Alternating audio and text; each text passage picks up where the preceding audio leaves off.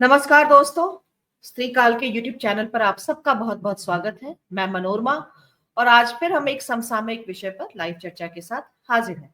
आज हम लोग बात कर रहे हैं वक्फ विधेयक की, जिसे किया जाना था इसी सत्र में, लेकिन खास तौर पर नीतीश कुमार के उसके कारण जो है इसको अभी ईद के बाद का वक्त जो है इसके लिए रखा गया है।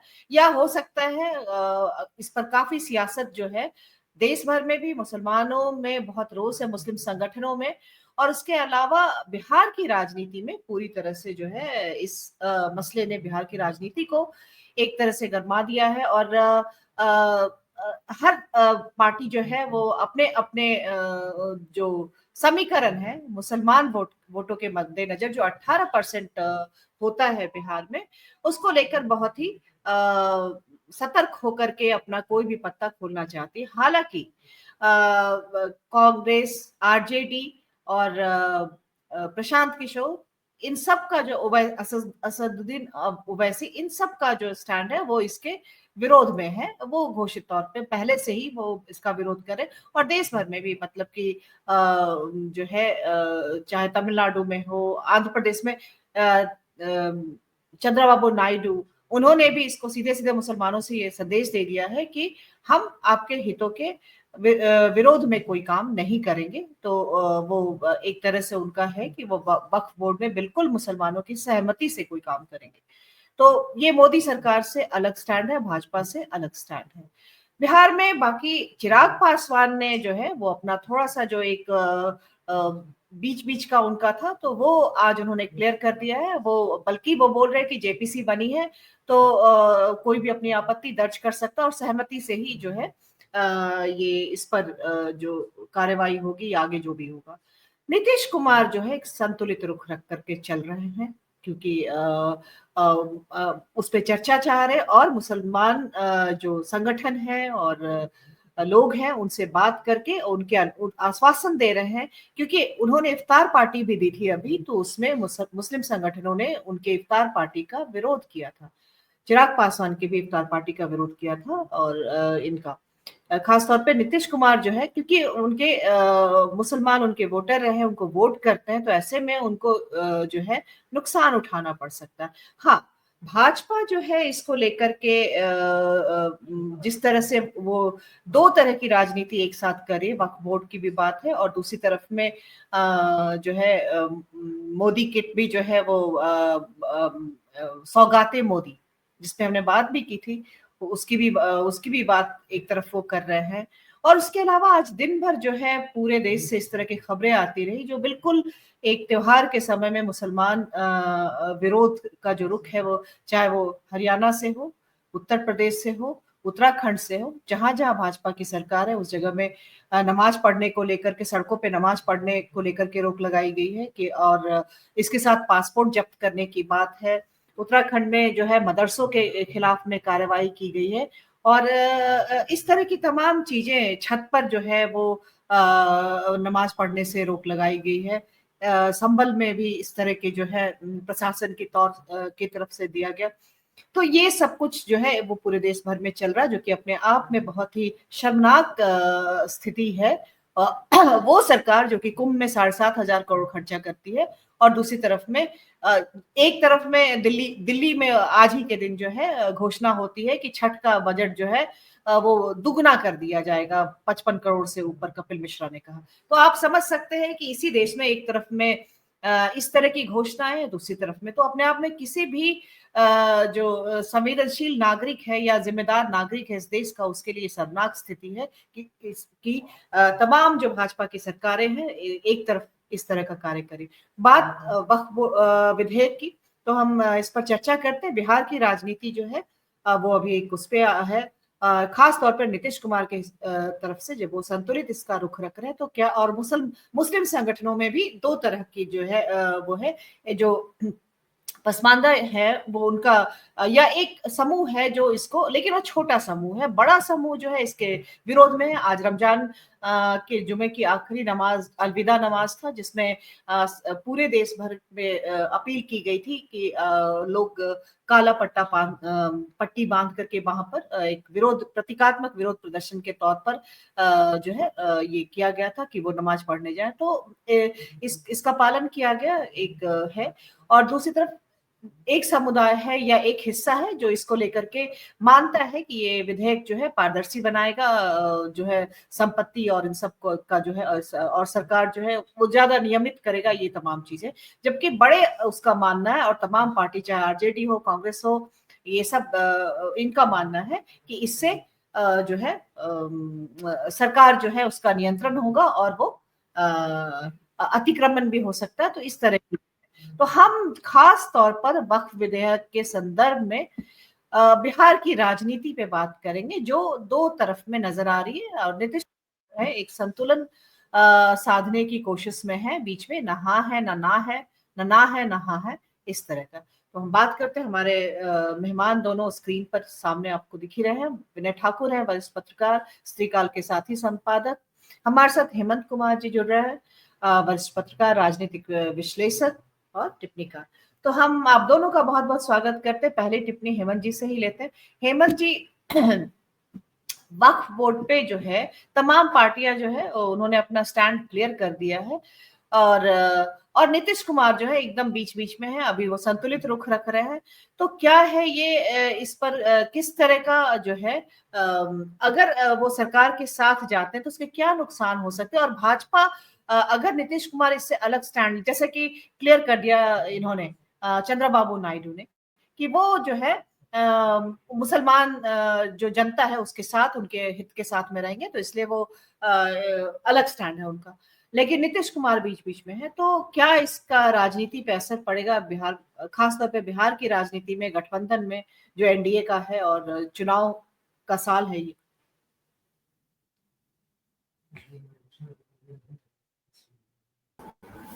धन्यवाद मनोरमा जी। अभी जो कुछ हो रहा है उसमें मुझे ये साफ साफ दिख रहा है कि जो स्टैंड चंद्रबाबू नायडू ने लिया है उसी लाइन पर नीतीश जी भी जाएंगे, ऐसा मुझे थोड़ा सा संदेह हो रहा है।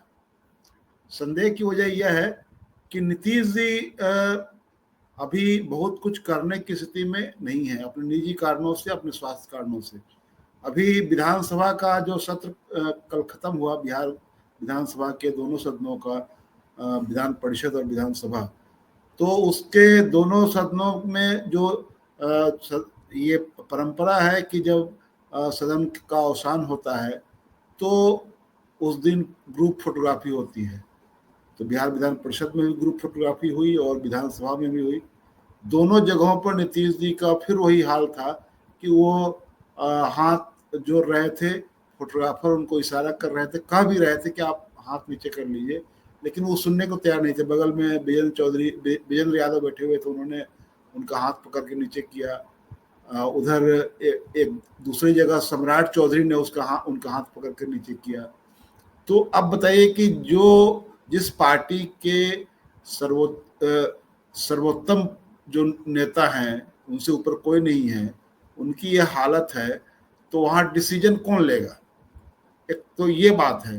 दूसरी बात ये कि जो लोग दूसरे लोग हैं, दूसरी कतार के लोग जो हैं, वो इस हैसियत में नहीं है कि बीजेपी के किसी इस पर वोट ऑफ डिसेंट लगाएं।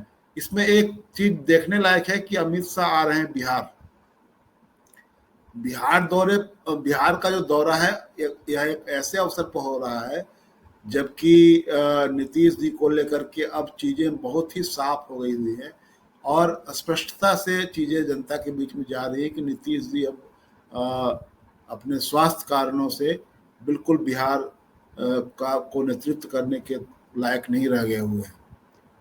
तो इन परिस्थितियों में एक राजनीतिक फैसला, खास करके मोदी जी की सरकार को जो समर्थन है जेडीयू का, उसको लेकर के, उसमें बिहार से चिराग पासवान शामिल हैं, उसमें बिहार से जीतन राम मांझी शामिल हैं और एक व्यक्ति उपेंद्र कुशवाहा भी हैं। हालांकि उनकी भूमिका वहाँ बहुत अधिक नहीं है, लेकिन एनडीए के एलाइज तो हैं वो। तो क्या ये दोनों लोग नीतीश जी के साथ खड़े हो जाएंगे? आज की तारीख में जो पूरी स्थिति है उसमें ये है कि चिराग पासवान और जीतन राम मांझी, ये मुझे साफ साफ दिख रहा है कि सरकार के किसी भी फैसले के खिलाफ जाने की हिम्मत इनके भीतर नहीं है। ये पूरी तरह से सरेंडर के पोजीशन में है। तो स्थितियां बीजेपी के अनुकूल है बिहार में। ऐसा कोई चमत्कार ही हो सकता है कि जब नीतीश जी कुछ उल्टा फैसला ले लें मोदी जी की सरकार के खिलाफ और चिराग पासवान, जीतन राम मांझी ये सब उनके खिलाफ चले जाए। एक चीज साफ ये भी दिख रहा है कि स्वास्थ्य कारणों से ही नीतीश जी अब तक जो कुछ करते आए हैं उसमें कभी भी सत्तारूढ़ दल के किसी व्यक्ति, किसी नेता के खिलाफ उन्होंने कोई ऐसा आचरण नहीं किया है जिसकी आलोचना हो, बल्कि जो भी आचरण उन्होंने किया है वो विपक्ष के लोग, खास करके राबड़ी देवी के खिलाफ तो लगातार 4 दिनों तक उन्होंने इस तरह का आचरण किया जिसकी आलोचना कोई भी आदमी कर सकता है, जिसको कोई बर्दाश्त नहीं कर सकता है। कोई भी सभ्य व्यक्ति इस तरह से बात नहीं कर सकता है।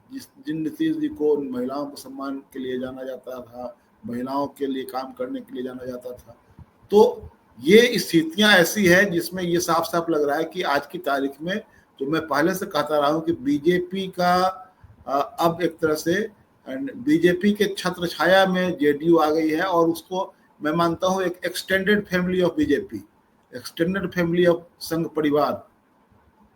तो नीतीश जी की पार्टी का यह हाल है। ऐसे में नीतीश जी क्या विरोध करने के लिए या कुछ असहमति जताने की कोशिश करेंगे, ये मुझे दिख नहीं रहा है। दूसरा ये है कि जो ये सरकार जो कर रही है वो एक तरह से बहुत ही ऑफेंसिव मोड में है। वो ऐसा नहीं है कि वो सरकार बहुत डरी सहमी हुई है। वो दौर निकल गया जब लोकसभा चुनाव के नतीजे आए थे और सरकार डरी सहमी थी। मोदी जी का भी लैंग्वेज बदला हुआ था, लेकिन उन लोगों ने अपने आप को रिकवर कर लिया और रिकवर होने के बाद वो आक्रामक हो गए हैं। अब स्थिति ये है कि ये साफ साफ दिख रहा है कि जो मोदी जी है जिनकी पार्टी की ओर से घोषणा की गई कि ईद के मौके पर मुसलमानों को ईदी दी जाएगी, सौगाते मोदी। अब बताइए कि यह तो उसी तरह की बात हुई जैसे कि कातिल को ही मकतूल का अभिभावक बना दिया जाए। तो इससे शर्मनाक और क्या हो सकता है। दूसरी बात यह है कि ये इस तरह का कोई ईदी तो बीजेपी की तरफ से होना चाहिए था, लेकिन अब तो लगता है कि बीजेपी भी समाहित हो गई मोदी जी में। तो ये पूरा जो सीन है उस सीन में आज की तारीख में न तो मोदी जी बैकफुट पर हैं, न बीजेपी बैकफुट पर है। बैकफुट पर उनके सहयोगी लोग हैं और खास करके नीतीश जी और बिहार के जो सहयोगी है वो हैं। चंद्रबाबू नायडू का स्टैंड इसलिए है कि चंद्रबाबू नायडू अपने बस में है, चंद्रबाबू नायडू अपने फैसले ले रहे हैं, वहां वो बीजेपी के दबाव में नहीं है। लेकिन नीतीश जी बिहार में पूरी तरह से बीजेपी के दबाव में, ये साफ दिख रहा है। कुछ ऐसा मैंने जो कहा कि उन्होंने कभी कोई ऐसा कुछ कहा हाल के दिनों में, या आप ये कह लीजिए कि अभी जो कुछ भी घटनाएं हुई है, खास करके सांप्रदायिक नजरिए से देखा जाए अगर, चाहे वो योगी आदित्यनाथ का बयान हो बजौल, उसके समर्थन में उसी तरह का बयान बचौल का हो, फिर देश में जो पूरा जो माहौल जो जिस तरह से है, जिस तरह से लगातार एक तरफा कार्रवाई बुलडोजर की हो रही है, जिसमें सुप्रीम कोर्ट के रोक के बावजूद ये सब हो रहा है, एक तरफा जुर्माना लगाया जा रहा है। तो ये सब जब हो रहा है तो कौन उसको रोकने के लिए कोई आगे आ रहा है? नीतीश जी की ओर से कभी कोई बयान तो नहीं आया। तो नीतीश जी के पास कोई आप देखेंगे कि वो कोई ऐसी बात कहते हुए, वो तो पूरा का पूरा वाक्य भी नहीं बोल रहे हैं। वो कुछ आधी अधूरी वाक्य बोलते हैं, आप कुछ मगही में बोलते हैं। तो ऐसी स्थिति में कौन निर्णय लेगा नीतीश जी के बदले में? उनके बदले में तो कोई निर्णय नहीं लेगा और नीतीश जी निर्णय नहीं लेने की स्थिति में है, न तो अपने पार्टी के सेहत और भविष्य को लेकर के और न ही मोदी जी की सरकार को लेकर के वो कुछ ऐसा करने जा रहे हैं जिससे कुछ चमत्कार हो जाए। ये मुझे साफ साफ नहीं दिखाई दे रहा है कि ऐसा कुछ नहीं होने जा रहा है, क्योंकि मैं मानता हूं कि आज की तारीख में नीतीश जी सरेंडर कर चुके हैं बीजेपी के सामने, नरेंद्र मोदी जी के सामने। और मैंने आज ये संजीव टंडन जी के साथ एक सुबह में एक बातचीत में कहा था कि नीतीश जी के राजनीतिक जीवन में इतने सारे सेट्स हैं जिसकी तुलना आप करेंगी तो आश्चर्यचकित हो जाएंगी। एक्सट्रीम मोदी विरोध, मोदी से एक्सट्रीम परहेज और मोदी के कदमों में एक्सट्रीम समर्पण। ऐसा कहीं देखा है इतिहास में क्या? हम लोगों ने कभी नहीं देखा है। तो अब मोदी जी, अब नीतीश जी एक्सट्रीम विरोध में खड़े हो जाएंगे, मोदी जी की सरकार के भविष्य पर सवाल खड़ा कर देंगे, वक्फ वो बिल के खिलाफ में जाकर के कुछ ऐसा कर देंगे। ये मुझे लगता है कि शायद दिखता ऐसा नहीं दिखता है, लेकिन बीजेपी बहुत चालाकी से कुछ ऐसा करवा सकती है कि जो कि नीतीश जी का फैसला तो नहीं होगा, लेकिन बीजेपी का फैसला होगा। ये हो सकता है कहे कि अभी बिहार चुनाव में तक टाल दिया जाए इसको। ये अगर होगा भी तो ये बीजेपी का फैसला होगा, नीतीश जी का फैसला नहीं होगा। ये बीजेपी इसको बैकडोर से, पर्दे के पीछे से करवाएगी नीतीश जी के नाम पर बिहार चुनाव को देखते हुए। लेकिन नीतीश जी अपनी ओर से फैसला ले लेंगे, ऐसा कुछ मुझे नहीं दिख रहा है। जी ठीक है, विनय ठाकुर के पास आते हैं।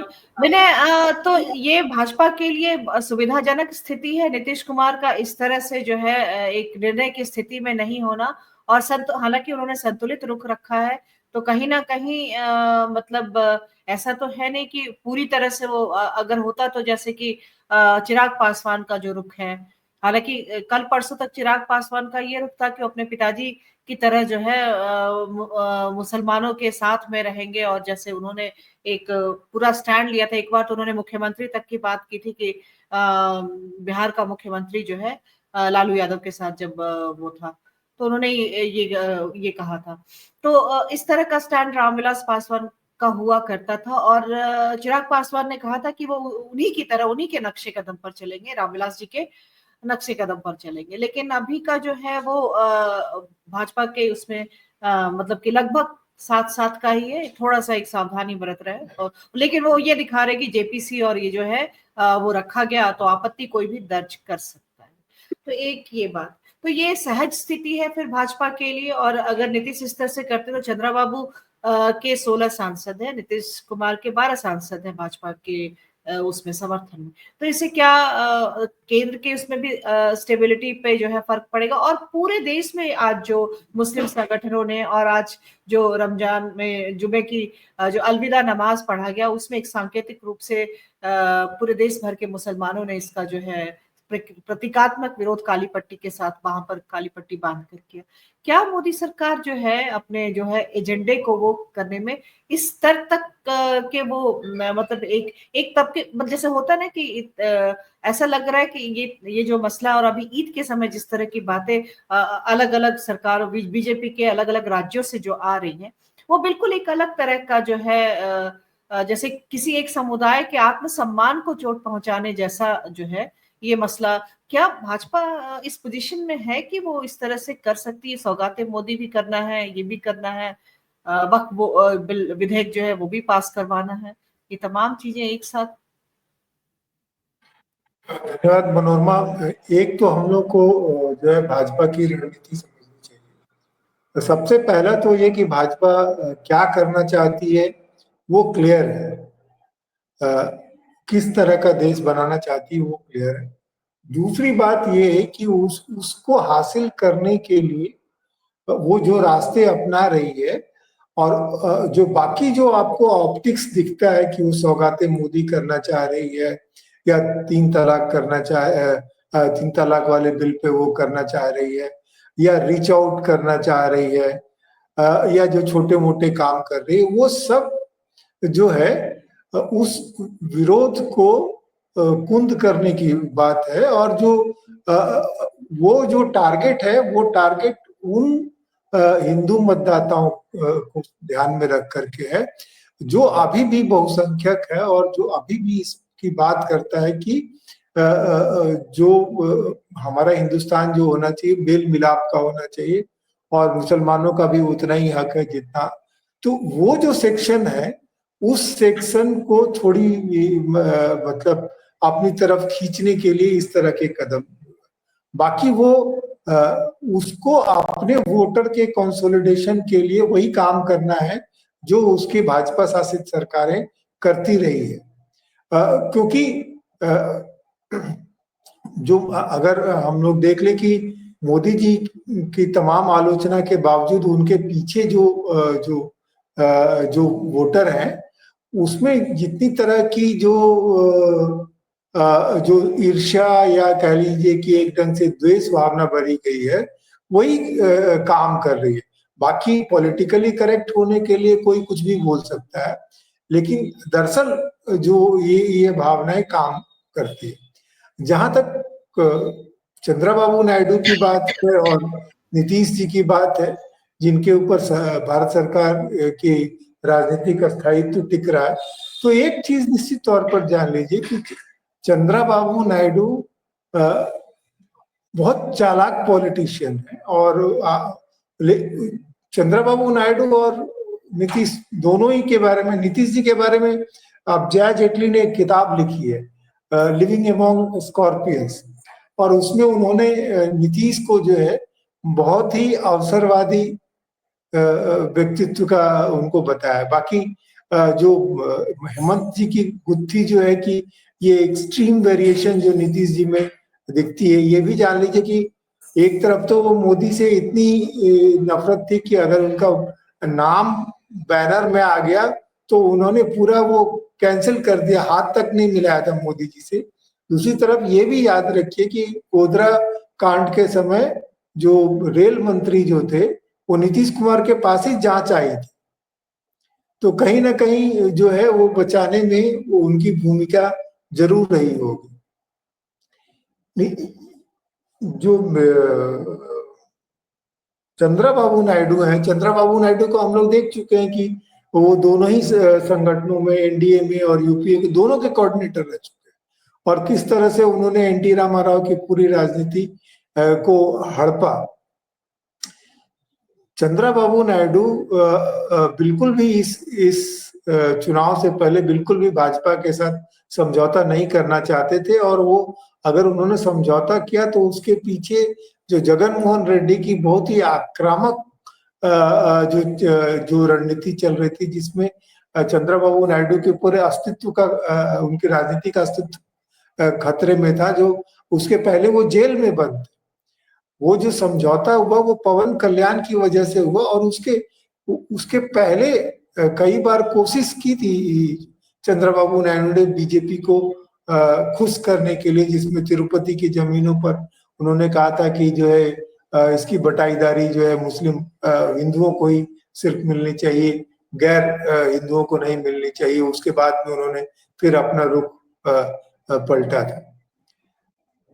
पर चंद्रबाबू नायडू को जो सहूलियत है वो सहूलियत ये है कि अभी उनके सामने चुनाव नहीं है, जो नतीजे वो आ चुके हैं, राज्य का चुनाव अभी 5 साल बाद होना है, तो उनके पास में एक टाइम है। लेकिन फिर भी काबिले तारीफ है, देखिए बिहार में 18% मुस्लिम है और आंध्र प्रदेश में 7.5% है, लेकिन एक जो कंस्ट्रक्ट का हिस्सा है चंद्रबाबू नायडू, भले ही उनका वो करे, वो मतलब आंध्र प्रदेश के तमाम जो नेता हैं, मतलब उनके उसमें जो सांप्रदायिकता है, अब भले नॉर्थ का असर हो रहा, भाजपा की राज जो उसके अंदर पेनिट्रेट करने की कोशिश कर रही है, लेकिन मोर ओवर चाहे वो जगन मोहन रेड्डी रहे हो, चाहे चंद्रबाबू, तमाम चीजों में शिरकत करना एक आपका जेस्चर से देख रहा है, उनका जेस्चर टुवर्ड्स हार्मनी और सौहार्द इसकी तरफ में और है। अभी 7.5% मुस्लिम आबादी है, फिर भी वो ज्यादा कमिटमेंट है उनका, और यहाँ 18% आबादी बिहार के एक बड़ा वोट आधार है,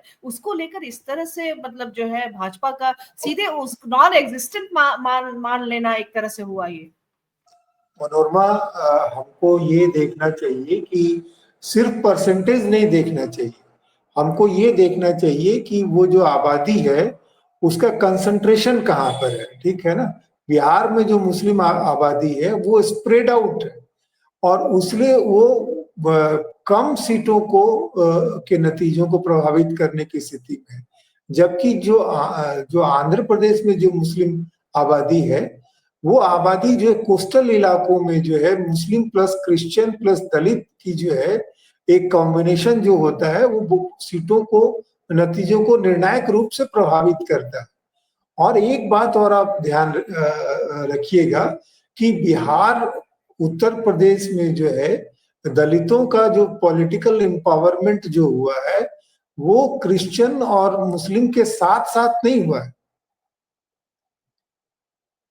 जबकि दक्षिण में जो है केरल का, हाँ, जो कि आंध्र में हुआ, या पूरा साउथ में, या पूरा कोस्टल इलाका में तो आराम से पूरे साउथ में जो है उनका जो पॉलिटिकल एम्पावरमेंट जो हुआ है वो क्रिश्चियन दलित और मुस्लिम जो है, मुस्लिम बाद में, पर क्रिश्चियन और दलित का जो गठजोड़ जो रहा है वो सवर्ण हिंदुओं के लड़ते हुए उन्होंने पॉलिटिकल एम्पावरमेंट हासिल किया। तो इस वजह से उनके बीच जो है साझेदारी जो है ज्यादा मजबूत है, और यही वजह है कि वहां जो है जो जातियों का जो जोड़ है रिलीजन के एक्रॉस वो ज्यादा मजबूत है। आप जब तमिलनाडु की बात करेंगे या केरला की, जैसे तमिलनाडु की बात करेंगे तो क्रिश्चियन नाडार और हिंदू नाडार एक साथ वोट करते हैं और एक दूसरे के हितों की रक्षा करते हैं।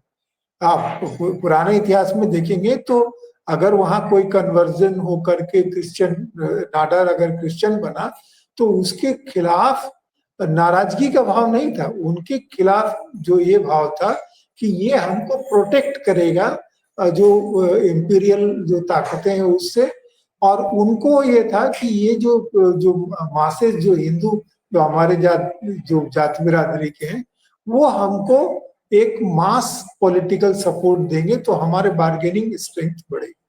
तो इसी वजह से जो है जो पॉलिटिकल इम्पैक्ट जो है वो उधर ज्यादा है।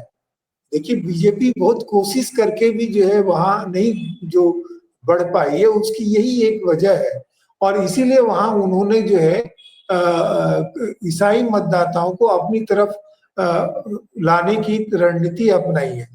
जबकि मतलब है कि साउथ में भले ही प्रतिशत कम हो लेकिन वो जनता जो है वो एम्पावर्ड है और पॉलिटिकली अवेयर है, इसलिए उसकी उपेक्षा कोई भी नेता नहीं कर सकता। हम शाकिब जी ने हमें ज्वाइन किया है, राजनीतिक विश्लेषक और टिप्पणीकार, और शाकिब जी पहली बार स्त्रीकाल पे जोड़ रहे हैं, आपका बहुत बहुत स्वागत है। तो आपसे ये समझना चाहेंगे कि इसको लेकर के जो है दो तरह की राय जो है मुस्लिम समुदाय में भी है, कुछ वो छोटा हिस्सा है लेकिन वो जो है इसके पक्ष में है। तो हम आपसे इसको जो सरकार और जो बड़ा हिस्सा मुस्लिम संगठनों का है जो और मुस्लिम समुदाय का है वो इसके विरोध में है, तो जो पक्ष में है वो क्या है, क्यों है, और अगर विरोध में है तो थोड़ा सा हम इसको आपसे समझना चाहेंगे। और बाद में जो अभी भाजपा की जो राजनीति है इसको लेकर के आपको लग रहा है कि ये सिर्फ अभी फिल वक्त जो है ये राजनीति करने के लिए इस मुद्दे को हवा दी जा रही है, लेकिन अगर प्रैक्टिकल ग्राउंड पे देखा जाए तो लग नहीं रहा है कि ये इस पर जो है क्योंकि जिस तरह का विरोध आ रहा है एक भाजपा को छोड़ करके और कुछ और पार्टी उनके साथ को छोड़ करके बाकी बड़े स्तर पे जो है इसके खिलाफ में ही माहौल बन रहा राजनीतिक अक्रॉस पॉलिटिकल पार्टीज ऑल्सो। आवाज आ रही है मैम? आप मुझे सुन पा रहे हैं सब लोग? हाँ हाँ बिल्कुल। जी मैम, थैंक यू मुझे बोलने का मौका देने के लिए। मैम जो लोग पक्ष में आपको दिखाई दे रहे हैं वो बेसिकली एनडीए से जुड़े हुए पॉलिटिकल वर्कर्स हैं। आप उनको एक आम मुसलमान नहीं समझिए, जेडीयू के वो पॉलिटिकल वर्कर हैं, अल्पसंख्यक प्रकोष्ठ के सदस्य हैं, एलजेपी का भी अल्पसंख्यक प्रकोष्ठ है उसके वो सदस्य हैं, मांझी जी का भी अल्पसंख्यक प्रकोष्ठ है, वो एनडीए के अलाई पार्टनर्स के माइनॉरिटी विंग के एक्टिविस्ट हैं, उससे ज्यादा उनकी कोई हैसियत नहीं है समाज में। हम लोग की बात हुई है शाकिब जी, हम लोग की बात हुई तो कुछ पसमानदा लोग जो विचारधारा जो है उसकी तरफ से आने वाले कुछ लोग हैं, उन्होंने मतलब वैचारिक स्तर पे जो है इसके समर्थन में जो है अपना रखा है।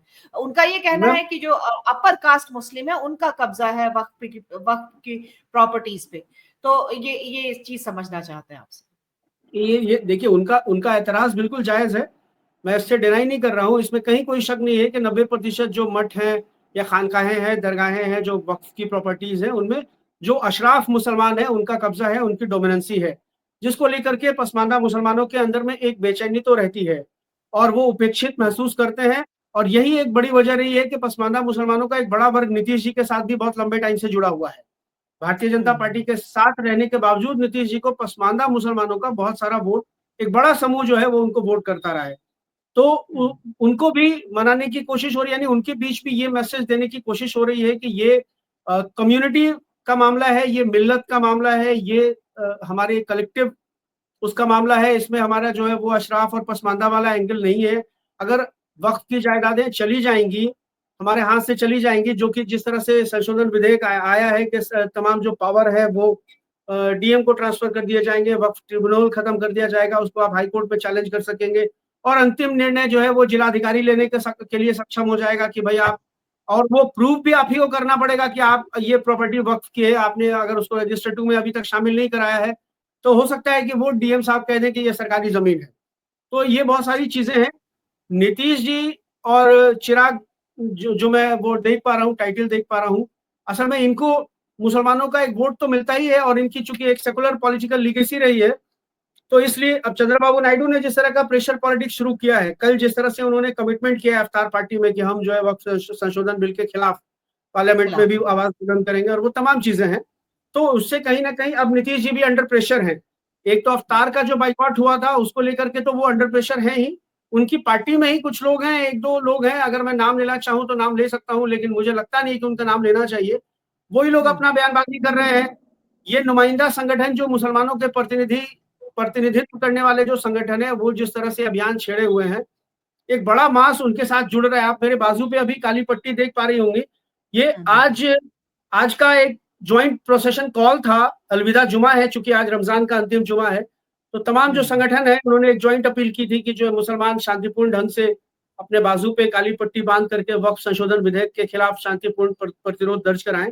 तो देखिए, आप एक बड़ा हिस्सा जो है, आप जब जाएंगी सोशल मीडिया पर या और भी जो रिसोर्स है, संचार माध्यम है, उनके जरिए आपको पता चलेगा कि एक बहुत बड़ा समूह है जो आज इस मुहिम में शामिल हुआ है। नीतीश जी के साथ अब ये मसला आ रहा है कि चूंकि चंद्रबाबू नायडू, अब तक उनको लग रहा था कि एटलीस्ट एक आदमी तो है जो उनके साथ खड़ा हुआ है, चंद्रबाबू नायडू, लेकिन चंद्रबाबू नायडू ने जिस तरह से स्टैंड लिया है अपना, अब नीतीश जी के अंदर में को मतलब उनकी स्थिति पहले से ज्यादा असहज हो गई है। और इसलिए आप देखिए कि कभी वो हालांकि उनकी पॉलिटिकल जो स्ट्रेटेजी है वो आप देखेंगे कि वो भारतीय जनता पार्टी के साथ रहकर के भी भारतीय जनता पार्टी को काउंटर करते हुए बहुत सारे मुद्दों पे नजर आते हैं।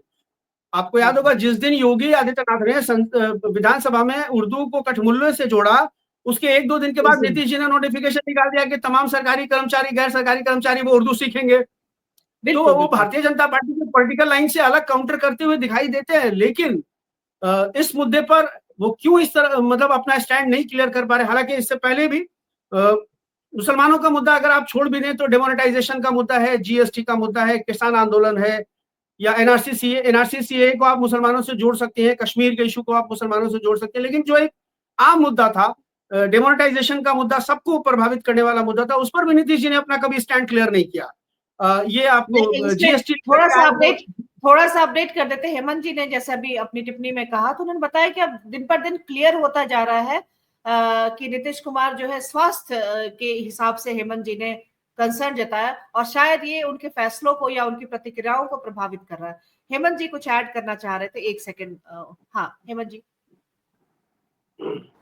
मैं सकीब भाई के इस बात में थोड़ा एक ऐड कर देना चाहता हूं कि नीतीश जी की जो पोजिशनिंग होती है वो बहुत ही ये उसमें स्थिरता नहीं होती है। अभी जितना मांझी ने जो प्रदर्शन हुआ कल, उस प्रदर्शन को लेकर के उन्होंने कहा कि ये कठमुल्लों का प्रदर्शन था और काफी ट्रोल हुए, तो उन्होंने फिर घुमा फिरा करके उल्टा सीधा कह करके माफी मांगी। नीतीश जी ने कुछ नहीं कहा उनको। नीतीश जी की प्रतिक्रियाएं इन दिनों, बहुत बड़ी बड़ी घटनाएं देश में हुई है, कोई ऐसी प्रतिक्रिया उन्होंने नहीं दी जिससे लगे कि नीतीश जी इन बातों से आहत हो रहे हैं या मुसलमानों के हमदर्द होने की तरह दिख रहे हैं। तो ये जो स्थितियां हैं सकेब, उसमें साफ साफ दिख रहा है कि नीतीश जी कुछ कर ले जाए इस मामले में, वो नहीं हो संभव दिख रहा है। ये हो सकता है कि बीजेपी बिहार चुनाव को देखते हुए अपने ढंग से कुछ नीतीश जी के माध्यम से करवा ले और कह दे कि ये नीतीश जी ने कहा है इसलिए हम लोगों ने सब मान लिया है। ऐसा कुछ नौटंकी हो सकती है जिसमें ये लगे कि अब बिहार चुनाव के बाद इस पर निर्णय होगा, इस विधेयक को तत्काल ठंडे बस्ते में डाला जाए, ये हो सकता है। लेकिन वो नीतीश जी का फैसला नहीं हो सकता है। नीतीश जी आज की तारीख में कोई फैसला, कोई बार्गेनिंग करने के जैसे अभी भी ईद के बाद इसको लाने की बात पे नीतीश कुमार का ही नाम लिया जा रहा है कि उनकी वजह से इसको ईद तक के लिए टाला गया है। ईद के बाद जो है लाने की बात है। शाकिब माफ करिएगा, आपको हमने मतलब बीच में वो किया, अब आप बात करें। हाँ। अभी जैसे नीतीश जी के बारे में हेमंत सर कह रहे हैं और अभी एक पूर्व पैनलिस्ट, बहुत सीनियर पैनलिस्ट है, उन्होंने भी कहा, मुझे तो ये बात नहीं पता थी, आज आपके चैनल के माध्यम से मैं ये जान पाया हूँ। लेकिन मेरा अपना अनुभव पहले से ये था, मेरी जो राजनीतिक समझ है वो बहुत पहले से इस बात की तस्दीक करती है कि नीतीश कुमार एक अवसरवादी नेता है, वो एक फर्जी समाजवादी है और वास्तविक रूप से वो एक अपॉर्चुनिस्ट आदमी। अभी सर ने बताया कि जया जेटली जी ने उन पर एक किताब भी लिखी है जिसमें उनको एक बहुत अपॉर्चुनिस्ट व्यक्ति बताया गया है। तो नीतीश जी, और सर बिल्कुल सही कह रहे हैं कि नीतीश जी अभी जेडीयू के अंदर अब मुझे लगता है कि वो कोई स्टैंड लेने के काबिल नहीं बचे हैं। उनकी पूरी पॉलिटिकल पार्टी जो है वो भारतीय जनता पार्टी के स्लीपर सेल्स के गिरफ्त में आ चुकी है। उनकी जो किचन कैबिनेट कभी मानी जाती थी, जिनको हम लोग बिहार के देशज भाषा में भूजा पार्टी के सदस्य भी होते हैं, वो सब के सब, अब चाहे अशोक चौधरी का नाम ले लीजिए, चाहे वो संजय झा का नाम ले लीजिए, चाहे ललन सिंह का नाम ले लीजिए, और अब तो विजय चौधरी भी खुल करके आ गए हैं भारतीय जनता पार्टी के साथ। हालांकि पहले विजय चौधरी के बारे में यह माना जाता था कि जनता दल यूनाइटेड के अंदर जो दो धड़े हैं, एक धड़ा भाजपा के साथ जाने में कंफर्ट महसूस करता है, दूसरा धड़ा आरजेडी के साथ जाने में महसूस करता है, लेकिन विजय चौधरी दोनों धड़ों के साथ कंफर्ट रहते हैं। तो अब तो विजय चौधरी भी खुल करके आ गए हैं और उनके बयानों से, उनकी जो पिछले कुछ दिनों में वक्तव्य आए हैं, उससे बिल्कुल साफ सुथरा बिल्कुल अंदाजा हो रहा है कि वो भी जो है कहीं ना कहीं आरएसएस के जो है वो एक स्लीपर सेल की भूमिका में इस वक्त जनता दल यूनाइटेड के अंदर बैठे हुए। और यही एक बड़ी वजह है कि निशांत के लिए जो लॉन्चिंग पैड तैयार किया जा रहा है, निशांत की जो राजनीतिक प्रशिक्षण की जा रही है, या निशांत को राजनीति में सक्रिय करने की जो योजना बनाई जा रही है, उसमें नीतीश कुमार की किचन कैबिनेट के इन लोगों को नहीं रखा गया है, क्योंकि शायद नीतीश कुमार भी ये बात समझ चुके हैं कि ये लोग पार्टी के विभीषण है, पार्टी के उर्दू में जिसको हम लोग बोल सकते हैं कुर्दोग्लो है।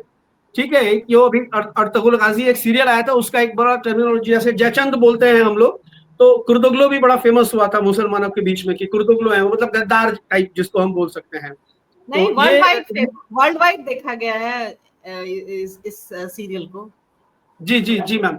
तो ये अभी उनको देखिए आप, निशांत की पॉलिटिकल लॉन्चिंग में कौन लोग काम कर रहे हैं? एक मनीष वर्मा काम कर रहे हैं, एक उदयकांत मिश्रा हैं जो नीतीश जी के छात्र जीवन के दोस्त हैं, वो नॉन पॉलिटिकल व्यक्ति हैं, वो एक इंजीनियर है, रेलवे से रिटायर्ड इंजीनियर है, अच्छी पोस्ट से रिटायर हुए हैं, लेकिन नीतीश जी के साथ वो उनकी मित्रता है, उनके पारिवारिक संबंध है, वो निशांत की लॉन्चिंग के लिए तैयारी कर रहे हैं, निशांत को मना रहे हैं। और एक व्यक्ति जो नीरज कुमार है, जो जदयू के मुख्य प्रवक्ता है और नीतीश जी के प्रति बहुत निष्ठावान माने जाते हैं, उनके बारे में यह भी कहा जाता है कि जब वो सूचना एवं जनसंपर्क मंत्री थे, फिर उनसे मंत्रालय ले लिया गया, तो उन्होंने किसी तरह की कोई नाराजगी नहीं दिखाई थी, नीतीश जी का फैसला समझ करके उसको कबूल किया था, और आज भी पार्टी के साथ वो बिल्कुल मुखरता के साथ पार्टी के स्टैंड के साथ रहते हैं। तो इन तीन लोगों को लगाया गया है, जबकि अब जो है, अब दिखने लगा है साफ साफ कि एनडीए जनता दल यूनाइटेड के ऊपर, जिस दिन संजय झा को कार्यकारी अध्यक्ष बनाया गया था, उसी दिन ये बात साफ हो गई थी कि अब अमित शाह और नरेंद्र मोदी जनता दल यूनाइटेड पर अपनी गिरफ्त मजबूत करने के लिए चौसर बिछाना उन्होंने शुरू कर दिया है,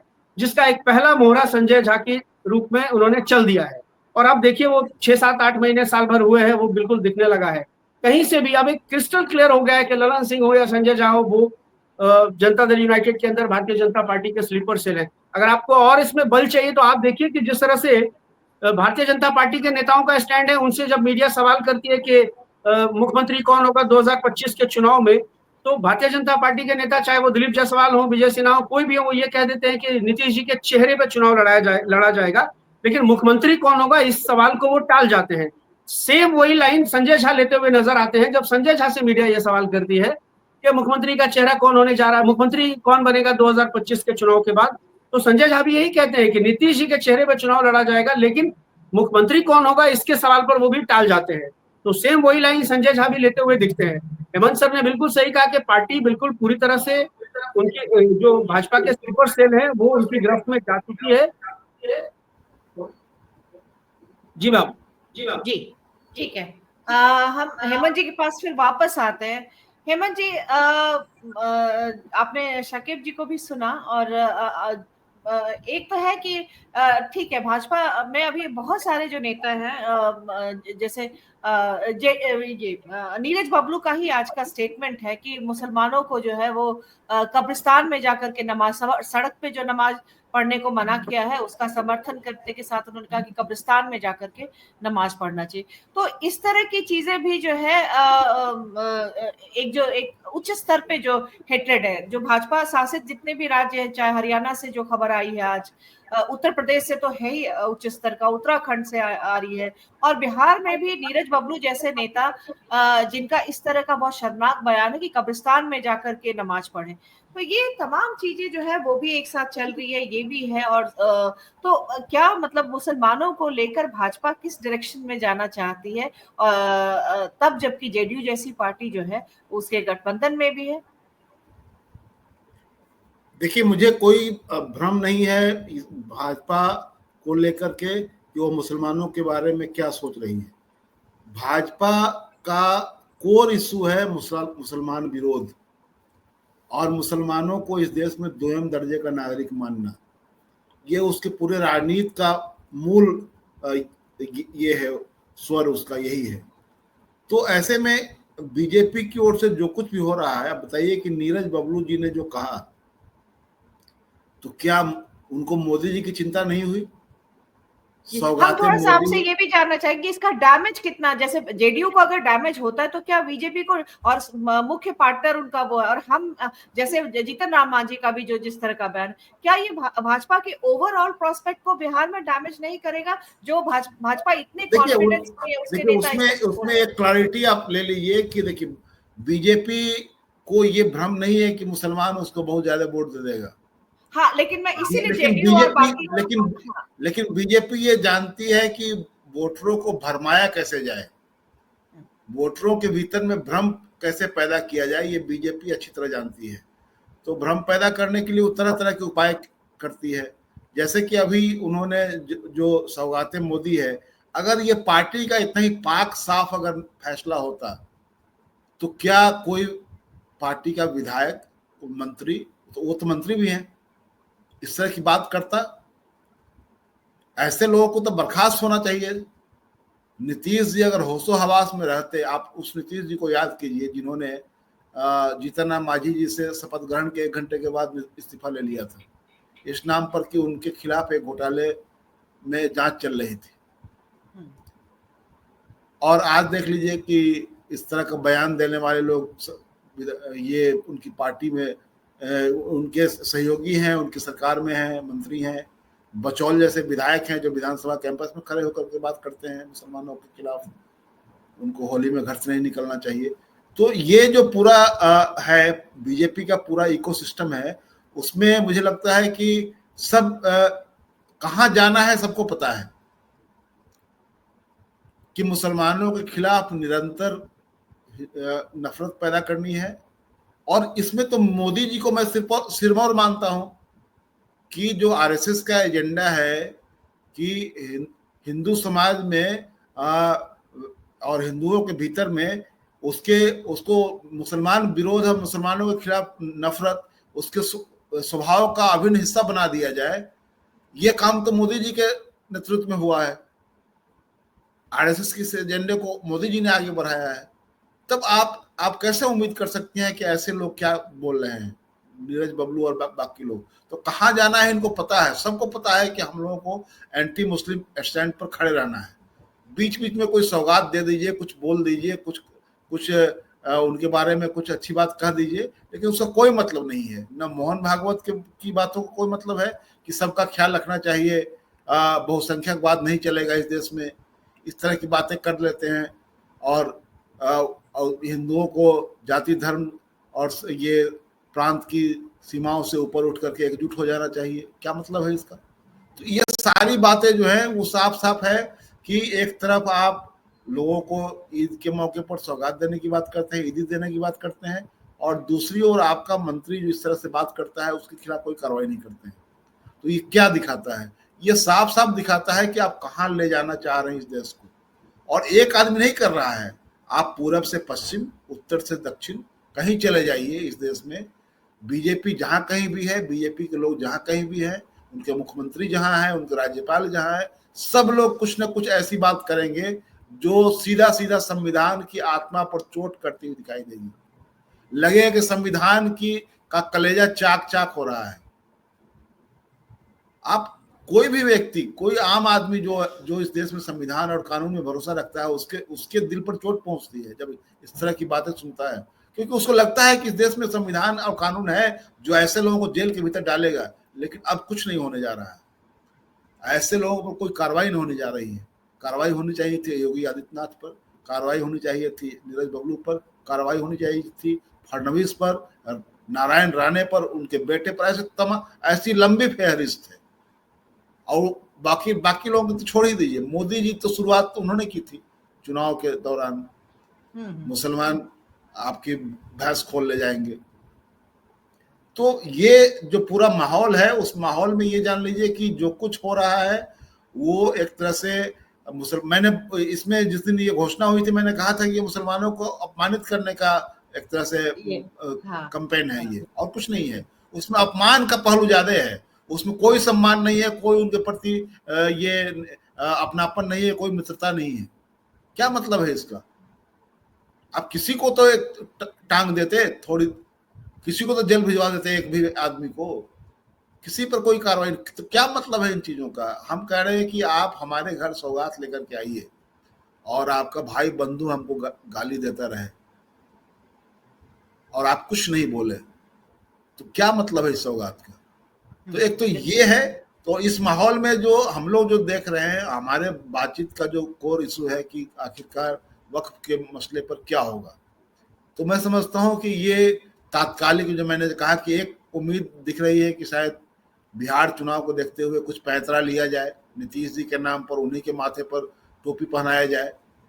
लेकिन कुछ इसमें नीतीश जी अपनी ओर से कर लेंगे, ये नहीं दिख रहा है। नीतीश जी आज की तारीख में चंद्रबाबू नायडू की तरह कोई निर्णय लेने की स्थिति में मुझे नहीं दिख रहे हैं, और न नीतीश जी के साथ खड़े लोग जो लोग हैं वो लोग कुछ ऐसा करने वाले हैं, ये साफ साफ दिख रहा है। तो ये इस पर अब मुझे लगता है कि एक चीज मैं जो आउट ऑफ कॉन्टेक्स्ट कहने जा रहा हूँ कि इन चीजों को लेकर के विपक्ष को ही लड़ना पड़ेगा। देखिए उनके पास बहुमत है, वो हो सकता है कि इसको पास करवा ले, लेकिन ये तो एजेंडा है ना देश के सामने बहुत बड़ा।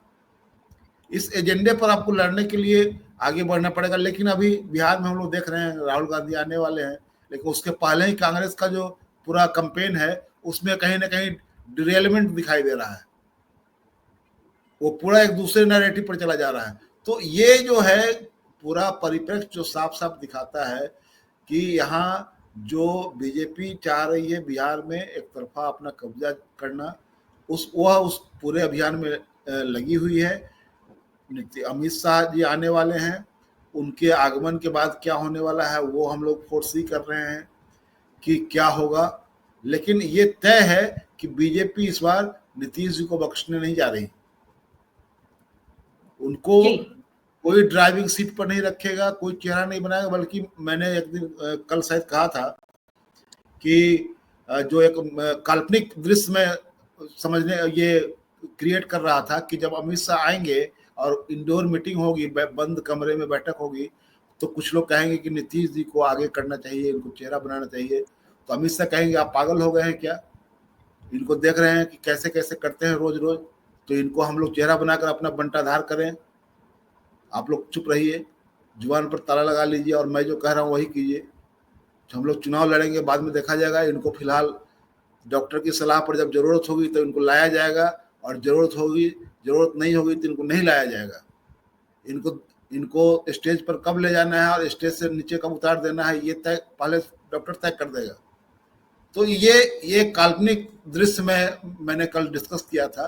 तो ये स्थिति बन रही है। तो इन स्थितियों में नीतीश जी से मुझे कोई उम्मीद नहीं दिख रही है, और उनकी पार्टी से। वो अगर बीजेपी चाहेगी तो ऐसा कुछ करवा ले जा सकती है कि उनके नाम पर कुछ करवा ले बिहार चुनाव को देखते हुए। बीजेपी भ्रम फैलाने में उसका कोई ये मुकाबला नहीं है, तो ये ऐसा कुछ किया जा सकता है। लेकिन बहुत कुछ क्रांतिकारी कुछ निर्णय ले लेंगे नीतीश जी, ये तो खैर सोचने से भी बाहर।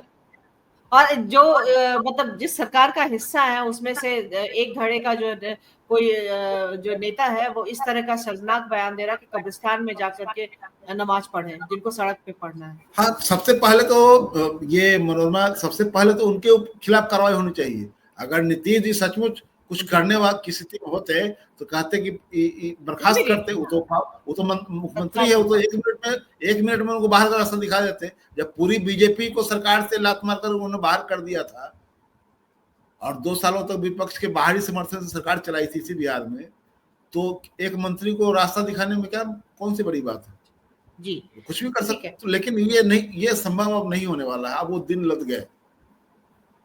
ठीक है, हमें फिरोज मंसूरी जी ने ज्वाइन कर लिया, तो आपका बहुत बहुत स्वागत है। प्रोफेसर फिरोज मंसूरी राजनीतिक चिंतक हैं और खास तौर पे जो है पसमानदा लोकेशन से जो है बात करते, रिसर्चर भी हैं। और तो आपका बहुत बहुत स्वागत है। हम आपसे जो मैं शाकिब से थोड़ी सी बात की थी मैंने, लेकिन आपसे इस वाले इसमें कि आप जो है पसमानदा लोकेशन से वक्फ बोर्ड विधेयक को जो है आप देख रहे हैं और आपकी राय अलग है, तो थोड़ा आपसे समझना चाहेंगे कि आपका जो स्टैंड है आप वो मतलब कि क्या है, क्यों है, और क्यों आप लोग ये इस विधेयक को जो एक तरह से हक में या मतलब इसको लेकर के आप लोग जो है सकारात्मक हैं एक हद तक।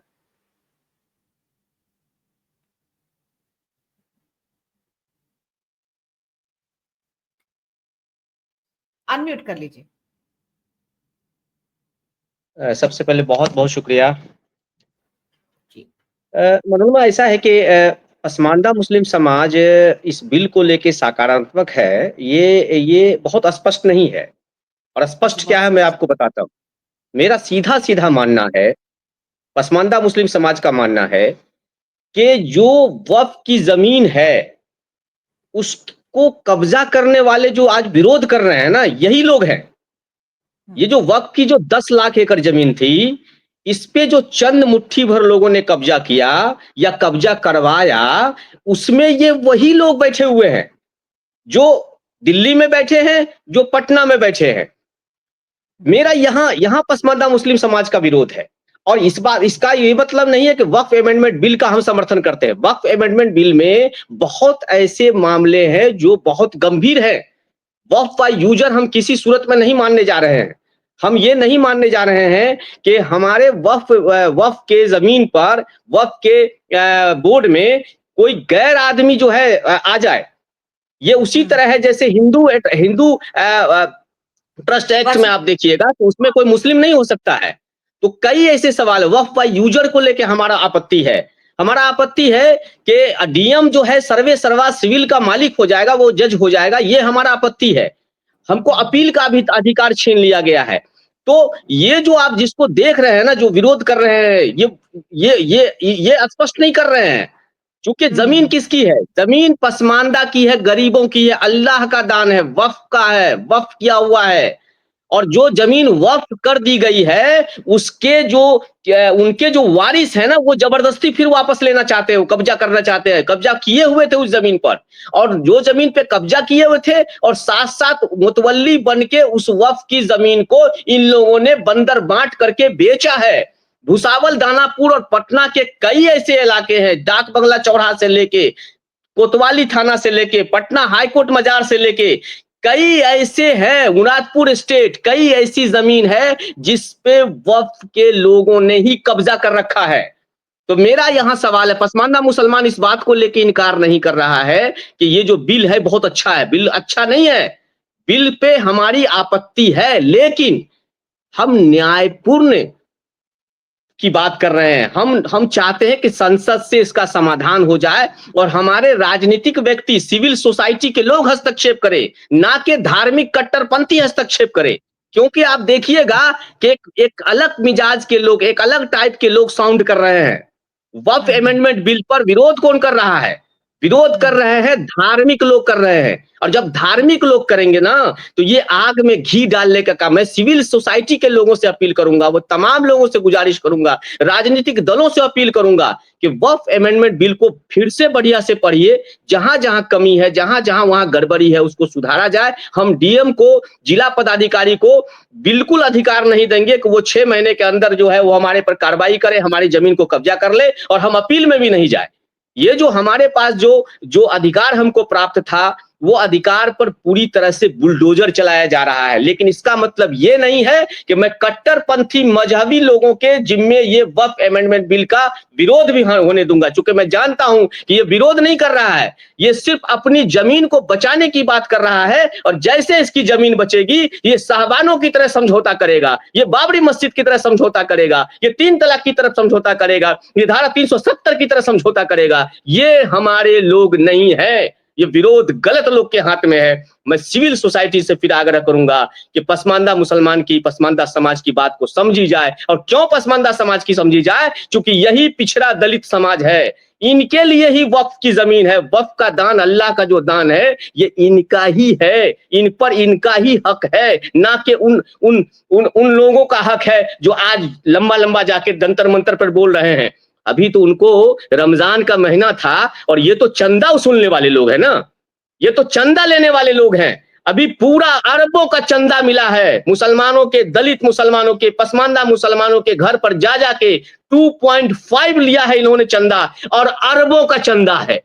मैं जानना चाहता हूं कि वक्फ की जमीन पर इन लोगों ने जितना हमारा 10 लाख एकड़ जमीन था, कहां है केंद्रीय विश्वविद्यालय, कहां है एम्स जैसा हॉस्पिटल, कहां है हमारे बड़े बड़े अलीगढ़ और जामिया मिलिया और दिल्ली यूनिवर्सिटी जैसा विश्वविद्यालय, क्यों नहीं खोला, क्यों नहीं, कौन मना किया था? और जब अमेंडमेंट बिल पर संशोधन की बात आ रही है, जब हिसाब हो रहा है, तो चिल्ला रहे हैं जंतर मंतर पर। मैं ऐसे लोगों से सख्त कर रहा हूं। फिरोज जी बस थोड़ा सा यहाँ पे बस एक और पूछना चाहूंगी कि तो फिर क्या सरकार जो विधेयक ला रही है, संशोधन विधेयक, वो सच में मतलब कि उसमें इस तरह के प्रावधान है जो इन सारे एनॉमलीज या जो इस तरह के विरोधाभास हैं उसको दूर कर सकता है? और ये नहीं, वहाँ नहीं, बिल्कुल वहां भी गड़बड़ी है मनोरमा जी, वहां भी गड़बड़ी है। सरकार की नीयत ठीक नहीं है, मैं बार बार कह रहा हूं, सरकार भी ठीक नहीं कर रही है। सरकार हमारी जमीन को, वक्फ की जमीन को, गरीबों की जमीन को किसी और को देना चाहती है, और ये इनके मिली भगत से हो रहा है। जो वक्फ की जमीन पर जो चिल्ला रहे हैं, उनके मिली भगत से हो रहा है। क्योंकि मैं कह रहा हूं कि आप अगर कह रहे हैं कि वक्फ की जमीन को हम निकालेंगे और फिर बाकी लोगों को देंगे, तो किसको देंगे? आपने कोई क्लियर किया है कि ये जमीन किसकी है, किनको आप दीजिएगा? नहीं, आप कहते हैं कि 6 महीने के अंदर जो है, जिस जमीन पर कोई मामला नहीं रहेगा, हम डीएम साहब से बात कर लेंगे, डीएम साहब ट्रायल चलाएंगे, 6 महीने के जमीन के अंदर जवाब आपको देना होगा, और फिर डीएम साहब कब्जा कर लेंगे। तो क्या मेरी जमीन जो आज भी 10 लाख एकड़ में 5 लाख एकड़ सरकार ने कब्जा किया है, मनोरमा जी, मैं बता दूं वक्फ की जमीन को कौन कौन लोग कब्जा किया है, तो सरकार ने कब्जा किया है। ये वक्फ जो बोर्ड है ना, ये सरकार है। ये बहुत एक टिप्पणी भी आ रही थी कि वक्फ से देश को क्या फायदा? मैं चाहती हूँ कि इसका जवाब भी आप साथ में दीजिएगा। नहीं, बहुत बड़ा फायदा था। देखिए, हमारी जमीन को क्या फायदा था? हमारी जमीन को था कि बहुत अच्छा विश्वविद्यालय उस पे बनता। हमारे पास अच्छे खासे जमीन है, तो हम विश्वविद्यालय बनाना चाहते थे, हम चाहते थे हॉस्पिटल बनाना चाहते थे, और ये हॉस्पिटल किसी पसमानदा मुसलमान के लिए नहीं था, ये भारत के नागरिक के लिए था। भारत के नागरिकों को सुविधा होता है। एक वेलफेयर स्टेट में, जो स्टेट की कल्पना हमारे राष्ट्रपिता महात्मा गांधी ने देखी थी, जो हमारे बाबा साहब अम्बेडकर ने देखा था, जो लोहिया ने देखा था, उन तमाम लोगों के सपने को साकार करना था ये वक्फ की जमीन पे। लेकिन ये वक्फ की जमीन पर इन तमाम लोगों ने, ये कठमुल्लाओं ने, मैं कहता हूं कठमुल्लाओं ने, इन लोगों ने अपनी जमीन को अपने पिताजी, बाबूजी, दादाजी की जागीर बना दिया, और उसको औने पौने दाम में सरकार को बेच दिया। हैदराबाद स्टेट में आप जाके देखिए, सिकंदराबाद में आप देखिए, ये जो लंबा लंबा बोल रहे हैं ना, जिसको आप कहते हैं ना कि आज मुसलमानों के ठेकेदार बनते हैं, इन्होंने हजारों एकड़ जमीन सरकार को दे दी, औने पौने दाम में दे दी। और आप समझते हैं ये लोग क्या किए? ये लोग पटना की जमीन को बेच दिए, ये लोग पटना के मेन पॉश इलाके की जो सबसे महंगी जमीन थी इन लोगों ने औने पौने दाम में बेचा है। और सब जगह सरकार का कब्जा है, भूमाफिया का कब्जा है। और इसलिए हम चाहते थे वेलफेयर स्टेट के लिए कि हमारी शिक्षा की व्यवस्था होती, हमारे स्वास्थ्य की व्यवस्था होती, एक बेहतर विश्वविद्यालय हो जाता। लेकिन इन लोगों ने आज तक एक विश्वविद्यालय नहीं खोला। इससे साबित होता है कि जो हमारे जो रहनुमा है ना, वही हमारे रहजन है। और चूंकि पूरा पसमानदा और जो मुस्लिम सोसाइटी का जो पूरा लीडरशिप जो है इन लोगों ने हाईजेक करके रखा है, और ये इन लोगों की मिली भगत है। वक्फ पे कुछ ड्रामा नहीं हो रहा। मैं बता देता हूं मनोरमा जी, ये वक्फ के नाम पर बिहार में सरकार को बदलना चाहते हैं। ये वक्फ का ड्रामा उसी तरह का ड्रामा है जो महाराष्ट्र में ड्रामा हुआ। महाराष्ट्र में क्या हुआ था? महाराष्ट्र में ड्रामा किया गया और एक रैली किया गया और कहा कि हम जो है इनको इस मामले पर बर्दाश्त नहीं करेंगे। और एक बड़ी लंबी चौड़ी रैली हुई और अच्छा खासा वहां सरकार बनने वाला था। और इन लोगों ने भारतीय जनता पार्टी और तमाम लोगों को सरकार बनवा दिया। ये बिहार में सरकार बदलने के लिए ये मामला है। मैं डायरेक्ट एलिगेशन लगाता हूं, ये मेरा सीधा प्रमाणित एलिगेशन है कि इन लोग बिहार में सरकार बदलना चाहते हैं। और पूरी तरह से इन लोगों का एग्रीमेंट है। क्योंकि इनका क्या होगा, इनकी जमीन को वापस सरकार कर देगी, ये चुपचाप जाके घर में जाके बैठ जाएंगे। और काम इनका क्या है, पिछले 150 साल में इन्होंने सिर्फ चंदा की रसीद काटा है। चंदा की रसीद काटा है इन लोगों ने बाकी कोई काम नहीं किया, वेलफेयर का काम किया। और जब कोई मामला होता है विक्टिम कार्ड खेलते हैं और कहते हैं कि मुसलमानों पर हमला होता है। अरे मुसलमानों पर हमला नहीं होता भाई साहब। 10 लाख एकड़ जमीन पर तुमने कब्जा किया और आज सरकार को तुमने दिया है। सरकार ने तुम्हारी कमजोरी का पता लगाया है और इसलिए तुम पर हथौड़ा चला रहा है। यह हथौड़ा तब चलेगा जब बिहार में सरकार बदल जाएगी। जी, तो शाकिब जी के पास आते हैं। शाकिब जी, बाकी और जो पॉलिटिकल पार्टीज हैं वो उसका प्रतिरोध जो है या उनका विरोध आपको लग रहा है कि कुछ सकारात्मक या इस पर, और जैसे कि फिरोज जी ने कहा कि एक किस्म का ये एक प्री प्लॉटेड जो है वो हिस्सा है उसका सरकार बदलने को लेकर के भी, और टिप्पणी भी आ रही थी कुछ, उसको भी मैं अपनी तरफ से एक ऐतिहासिक तथ्य जोड़ना चाहता हूँ कि जो बाद में मुगल काल के बाद में जो बड़े स्टेट जो थे वो ज्यादातर शिया स्टेट थे और जो ज्यादा लोग जो थे वो सुन्नी थे। तो ये एक झगड़ा जो है वो जो जिस तरफ फिरोज मंसूरी जी इशारा कर रहे हैं कि जब जमीनें जाने वाली थी तो बहुत सारी जमीनें जो है वक्फ को दी गई और फिर उस पर बैकडोर से वो खुद ही काबिज रहे और वो उसका अपने हिसाब से इस्तेमाल, इसको लेकर के बहुत जगह वो संघर्ष भी था। जैसे लखनऊ में जो दंगे हुए थे और बाद में जो बीजेपी के साथ जो शिया कम्युनिटी जुड़ी, उसके पीछे ये भी एक इतिहास जैसा है। बाकी फिरोज जी करेक्ट कर सकते हैं। मुझे ने बस तो कहा है कि मतलब रिप्रेजेंटेशन से लेकर के प्रबंधन और भ्रष्टाचार सभी के सवाल है, लेकिन भाजपा को पंचायती करने का मौका देना और भी उसे जो है ये उसके मतलब एक क्या बोलते हैं इंटेंशन का प्रॉब्लम है, जो कि इंटेंशन ही है कि किसी और को देना, किसी थर्ड पार्टी को देना इधर से लेकर के। बीजेपी को तो दिख रही है इतनी बड़ी प्रॉपर्टी है और उसमें कैसे वो मतलब तो ये और खतरनाक स्थिति है मेरे ख्याल से। जी साकिब जी, आपको क्या लग रहा है कि प्रतिरोध जो है ये जो दूसरी पॉलिटिकल पार्टीज हैं वो बहुत प्रभावी ढंग से इसको आगे ले जाने के उसमें है, चाहे आरजेडी का हो, कांग्रेस का हो, जबकि लालू प्रसाद यादव इतने मतलब कि इस उम्र में और बीमार है, इसके बावजूद भी इस चीज के लिए वो बाहर सड़क पर निकले। मैम, जो प्रतिरोध हो रहा है उसकी कुछ रणनीतिक मजबूरियां हो सकती हैं, कमजोरियां हो सकती हैं, खामियां हो सकती हैं, हम उस पर बात कर सकते हैं। लेकिन उस प्रतिरोध को प्रोजेक्टेड प्रतिरोध कह देना या सरकार बदलने की साजिश कह देना, अब हमारे भाई साहब कह रहे थे कि सरकार बदलने की साजिश है, तो भाई साहब चाहते हैं कि बिहार में भारतीय जनता पार्टी की सरकार आ जाए। उनको वो भी क्लियर करना चाहिए कि भाई बना दो सम्राट चौधरी को मुख्यमंत्री, नीरज कुमार बबलू को मुख्यमंत्री बना दो, गिरिराज सिंह को मुख्यमंत्री बना दो। अगर वो सरकार ही बदलना चाहते हैं तो क्या वो मंसूरी साहब नहीं चाहते हैं कि बिहार में सरकार बदल जाए, या मंसूरी साहब चाहते हैं कि बिहार में भाजपा की सरकार आ जाए पूर्ण बहुमत से? ये बात खैर उनको जवाब देना चाहिए। मैं उनकी बहुत सारी बातें सुन रहा था, वो बहुत एक्सट्रीम लेवल पर जाकर के विरोध कर रहे हैं। एक्सट्रीम लेवल पर कोई भी चीज जाकर के विरोध करना या समर्थन करना मुझे नहीं लगता है कि एक नॉर्मल व्यक्ति या एक संजीदा व्यक्ति की पहचान हो सकती है। आपके उसमें वैचारिक मतभेद हो सकते हैं, मनभेद हो सकते हैं, कुछ पॉइंट्स पर आपकी आपत्ति हो सकती है, लेकिन उसको सिरे से खारिज कर देना ये मुझे कहीं से भी सही नहीं लगता है। बहरहाल सत्ता बदलने की क्या है नहीं है वो तो जनता भी चाहती है कि सत्ता बदल जाए। मंसूरी साहब का जो भी कहना है वक्फ को लेकर के, मैं मानता हूँ इस बात को, इसमें कहीं कोई शक नहीं है कि वक्फ की प्रॉपर्टीज पर 90% से ज्यादा, मैंने पहले भी कहा था कि उसमें अशराफ मुसलमानों का कब्जा है। मंसूरी साहब ने सिविल सोसाइटी को लेकर के बात किया, ये बिहार में या पूरे देश में उनको मुसलमानों की कोई सिविल सोसाइटी दिखाई देती है क्या? मुझे नहीं लगता। मेरा अपना ये मानना है कि मुसलमान एक धार्मिक समूह है, वो राजनीतिक प्रतिरोध के लिए आप बुला लीजिए ना किसी ऐसे इशू पर मुसलमानों को, 150 लोग नहीं जुटते। सलीम की एक टिप्पणी आई थी साथ में, इसको भी एड्रेस कर लीजिए कि लालू प्रसाद यादव ने मुसलमानों के साथ सामाजिक न्याय नहीं किया। वो कई बार ये टिप्पणी कर चुके हैं, तो आज मैं चाह रही हूँ कि आप उस टिप्पणी पर भी बात करते हुए इस पर भी अपनी बात करें कि उन्होंने शोरफावाद को बढ़ावा दिया, ये उन्होंने लिखी थी अपनी टिप्पणी में। मैम ये एक अलग क्लास पैदा हो रहा है, मैं बहुत ज्यादा इस पर टिप्पणी नहीं करना चाहता हूँ, लेकिन बहरहाल मुसलमानों के लिए लालू यादव ने क्या किया, नीतीश जी ने क्या किया, ये एक बड़ा लंबा विषय है। इतना जरूर है, इस तथ्य से कोई इनकार नहीं कर सकता है कि जब लालू यादव की सरकार हुआ करती थी तो एटलीस्ट 3 से 4 मुसलमान मंत्री हुआ करते थे। अब वो अशराफ थे, पसमानदा थे, वो एक दूसरा विषय है।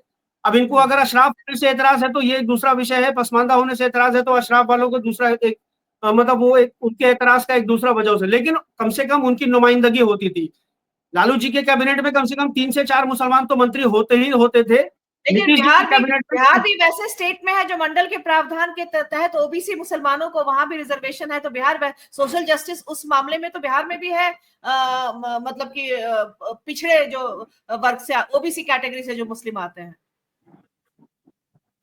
जी बिल्कुल है और उसका बहुत फायदा मिला है, ओबीसी कैटेगरीज को बहुत फायदा मिला है सरकारी नौकरियों में और ऐसे तमाम जगहों पे उनके सेटलमेंट को लेकर के जो आरक्षण का प्रावधान है उनको बहुत फायदा मिला है, इसमें कहीं कोई शक नहीं है। लेकिन लालू जी की तुलना अगर हम नीतीश जी से करते हैं तो हम कम से कम इतना तो जरूर बोल सकते हैं, केंद्र में आज नीतीश जी के समर्थन से सरकार चल रही है, पहले भी सरकार चलती रही, मोदी जी के समर्थन में नीतीश जी शुरू से खड़े हैं, बीच के कुछ एक महीनों को छोड़ दिया जाए।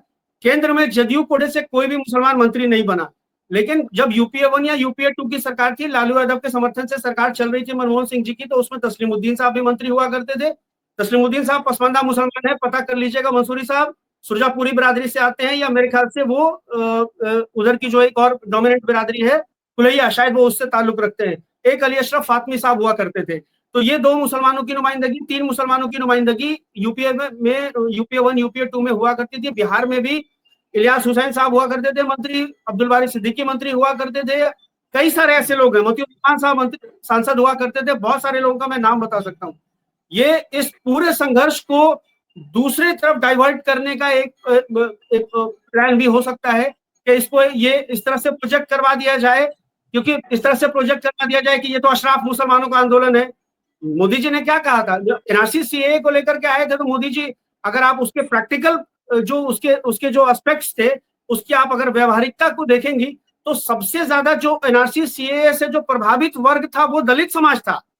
मुसलमानों के पास तो फिर भी जमीनें हैं 30 साल 40 साल 50 साल पहले की, लेकिन दलित वर्ग के पास जो खाना बदोश वर्ग है, जो सड़कों पे फुटपाथ पे रहता है, उसके पास कौन सी जमीन है, वो कहां से ला करके जमीन का कागज दिखाएगा। और उसका प्रैक्टिकल आप देखिए कि असम में जब एनआरसी के फाइनल रिजल्ट आई तो उसमें मुसलमानों से ज्यादा हिंदू पर प्रभावित हुए हैं, 5.5 लाख मुसलमानों 9.5 लाख हिंदू प्रभावित हुए हैं।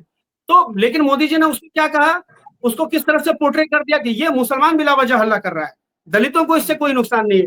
तो ठीक उसी तरह से उसी पैटर्न पर कुछ स्लीपर सेल्स ऐसे हैं जो अभी इस आंदोलन को लेकर के भी एक नया नैरेटिव खड़ा कर सकते हैं कि ये तो अशराफ मुसलमानों का है, चंदा काटने वाले मुसलमानों का है। मैं कोई चंदा काटने वाले मुसलमानों का प्रतिनिधि नहीं हूँ, राजद का प्रतिनिधि नहीं हूँ, ना मेरी कोई खानका है, ना मेरी सरकार को, भाजपा को बैकफुट पे जाना पड़ेगा। बिल्कुल जाना पड़ेगा बैकफुट पर। और अगर सिविल सोसाइटी चाहते हैं मंसूरी साहब की सिविल सोसाइटी आंदोलन करे, तो सिविल सोसाइटी को रोक कौन रहा है?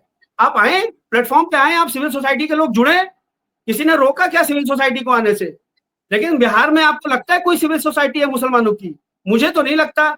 मैं खुद सामाजिक कार्य करता हूँ, सोशल एक्टिविस्ट हूँ, ह्यूमन राइट एक्टिविस्ट हूँ, मुझे आज तक किसी ऐसे मुद्दे पर किसी मुसलमान का बहुत बड़ा चंक जो है वो साथ देने के लिए नहीं आया है। तो ये सब कहना कि एक अरे भाई पावर ट्रांसफर होगा, ये तो नेचुरल प्रोसेस है। आज आप हैं, कल से नरेंद्र मोदी जी 11 साल से नरेंद्र मोदी जी सत्ता में है, 20 साल से नीतीश जी सत्ता में है। तो भारत में जब लोकतंत्र है तो कोई 99 साल का पट्टा करा के लीज पे सत्ता तो लेके आता नहीं है कि हमारा 99 साल हो गया, अब हम 99 साल के बाद ट्रांसफर करेंगे। लोकतंत्र में जनता जनता चाहे 5 साल में हटा दे, जनता चाहे 20 साल तक बना करके रख ले। तो इसको ये पावर ट्रांसफर से जोड़ देना मुझे ये भी उचित नहीं लगता है। सबके अपने अपने ऑब्जर्वेशन हो सकते हैं, लेकिन मुझे इस तरह की कोई बात नहीं लगती है। सिविल सोसाइटी अगर जुड़ना चाहती है, सिविल सोसाइटी जैसी कोई चीज अगर बिहार में एग्जिस्ट करती है तो उसको आना चाहिए, फ्रंट पर आना चाहिए। उसको रोक कौन रहा है, सवाल फिर वहां से शुरू होता है कि सिविल सोसाइटी को रोका जा रहा है। जी मैम। जी विनय, आप इसको हेमंत भाई कुछ कहना चाह रहे हैं, हेमंत भाई कुछ कहना चाह रहे हैं, उनकी भी प्रतिक्रिया हम लोग ले लेते हैं।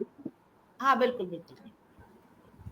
मुझे इस पे ये कहना है कि देखिए, ये अभी जो कुछ मंसूरी जी जो कह रहे थे वो मुझे बिल्कुल वो अच्छा नहीं लग रहा है, इस वजह से कि निजी कारणों से नहीं, बल्कि मैं मानता हूं कि आज की तारीख में इस हिंदुस्तान में मुसलमान होना एक गुनाह बनता जा रहा है।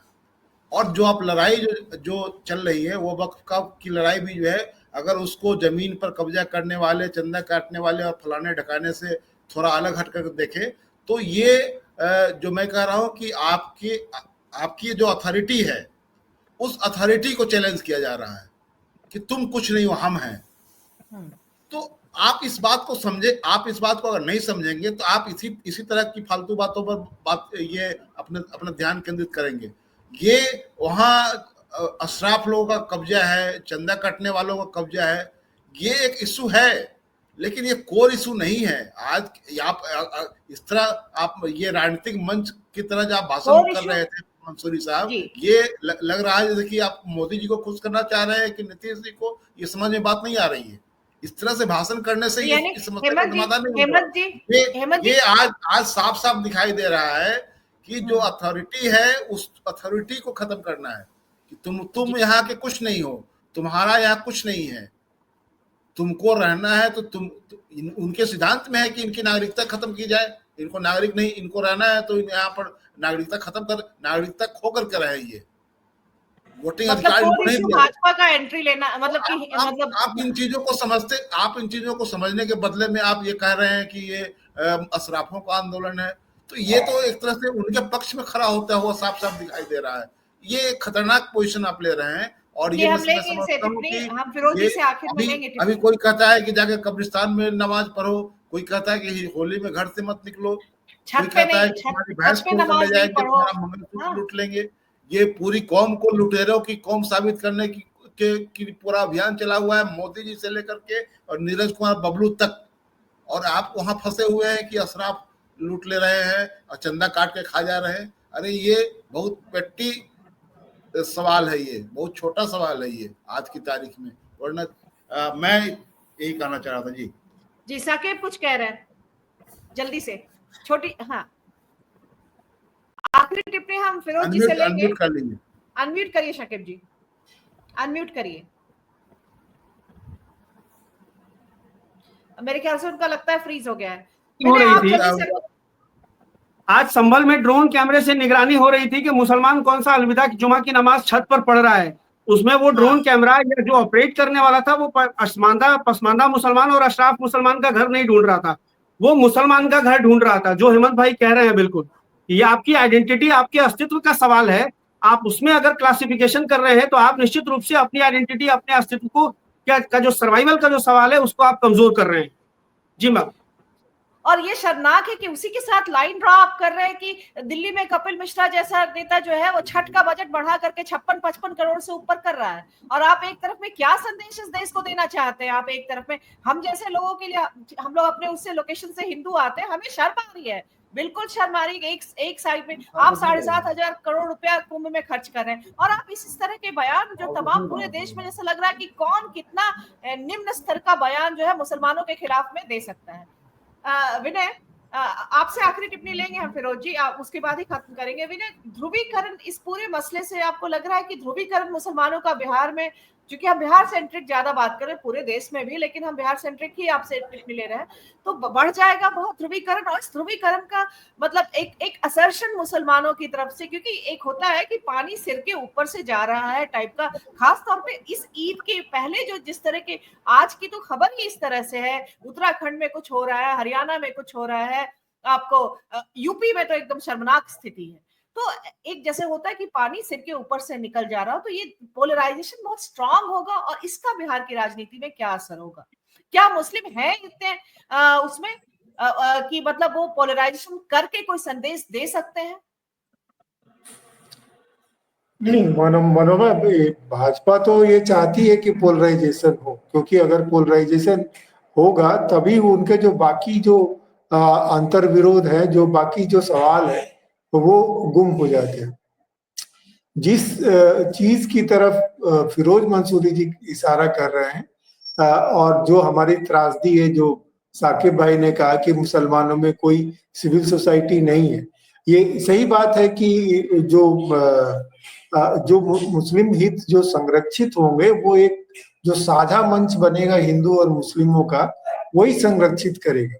वो अगर वो केवल मुस्लिम लोग विरोध करेंगे वक्फ बोर्ड का, तो इससे बात बहुत नहीं बनेगी।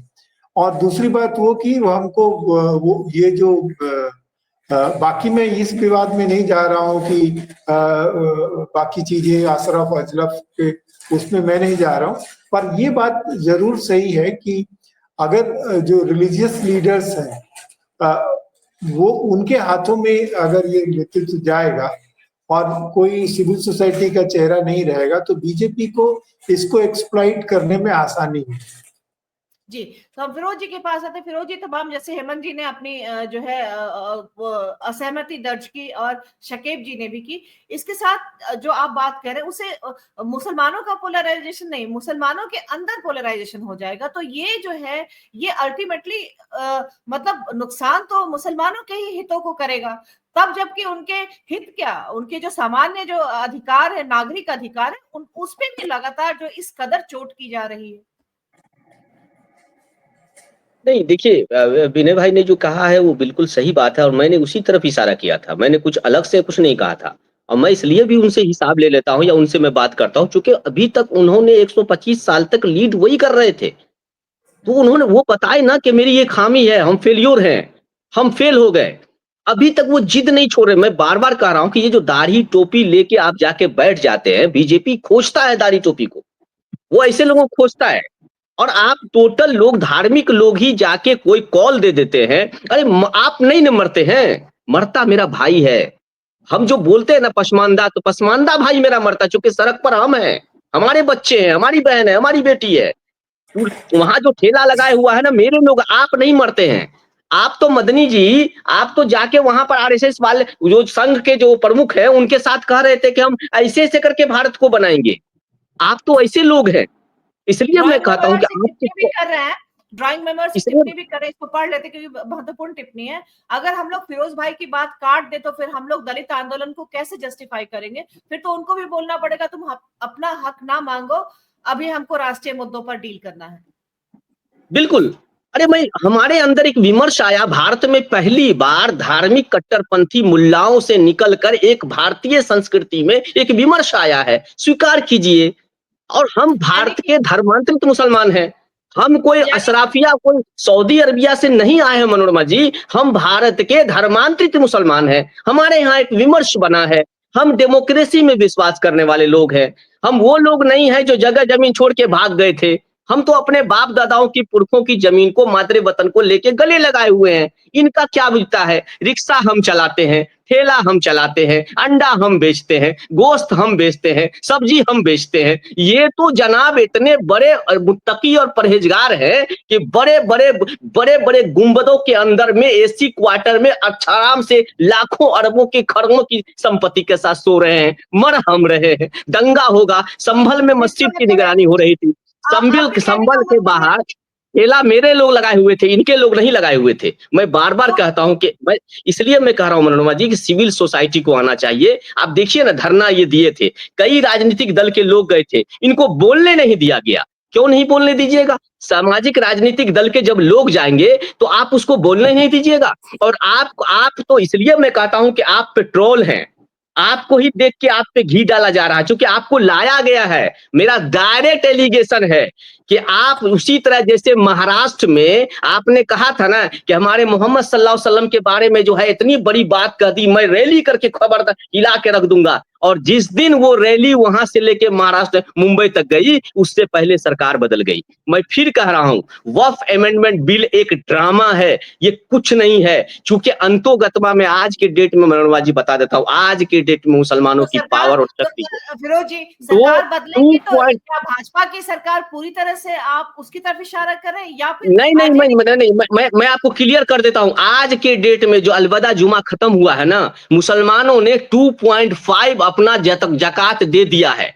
और 2 पॉइंट जकात देने का मतलब है कि आज के डेट में खरबों रुपया इन मुल्लाओं के घर में जा चुका है, जिसका 50% ये लोग कब्जा किए हुआ है। और ये 50% कह रहे हैं कि हमारे गरीबों में खर्चा करेंगे। 50% का कमीशन खाने वाला आज के डेट में ईमान की बात कर रहा है और पूरे आंदोलन और अरबों रुपया।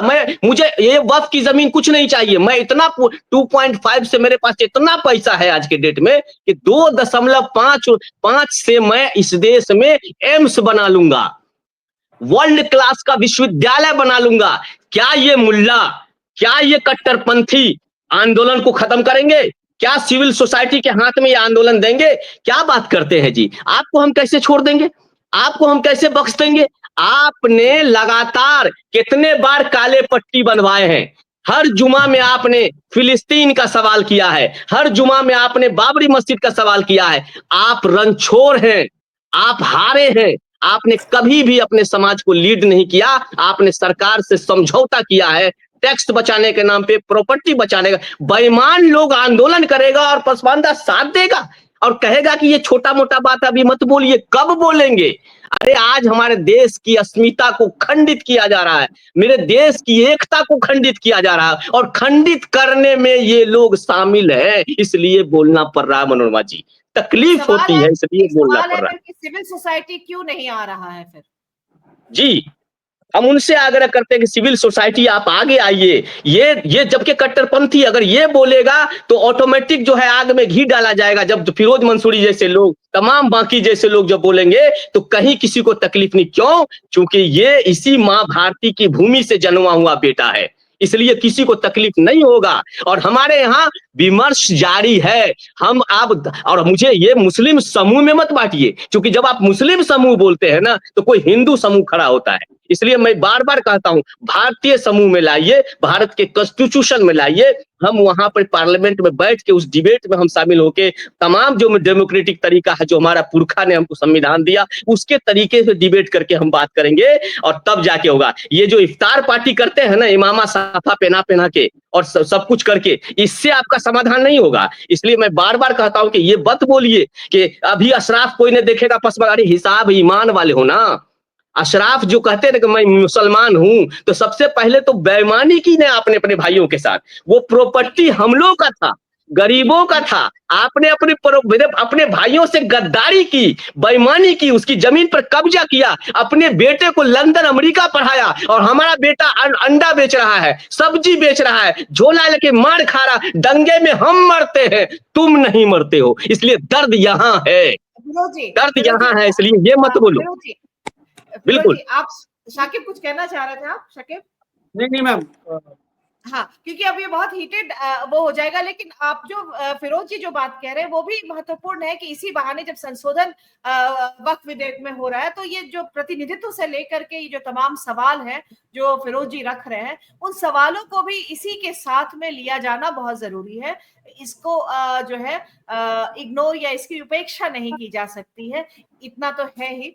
और या फिर मतलब बड़े हित में जो है ठीक वही बात जो ड्राइंग मेमोर की टिप्पणी में था कि फिर तो इस तरह से हम दलित जो आंदोलन होता है, मूवमेंट होता है, हम उसको भी डिस्क्वालीफाई फिर कर रहे हैं अगर इस तरह की हो। तो ये सवाल को लिया जाना बहुत महत्वपूर्ण है। आप लोगों का बहुत बहुत शुक्रिया। हम फिर लगभग आधा घंटा ज्यादा हो गया हमारे समय से, लेकिन चर्चा बहुत सारगर्भित रही। एक बहुत उस तरह के मुद्दे पे जो है समझ आप लोगों के इनपुट से जो है वो बना होगा, जो हम अभी सुन रहे होंगे।